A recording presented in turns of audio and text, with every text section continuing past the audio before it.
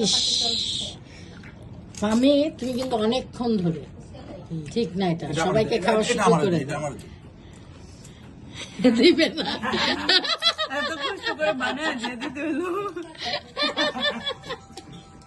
কি মামি এখন ফুচকা নিল, এখন মামি এটাকে কি করবে?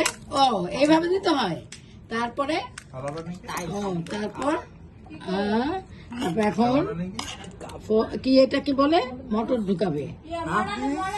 তারপরে মটর, হ্যাঁ মটর না, হ্যাঁ।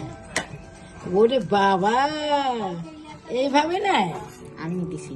আরে বাবা, দেখছো তুষি, আমি নেওয়াটা দেখছো তুমি নিছো?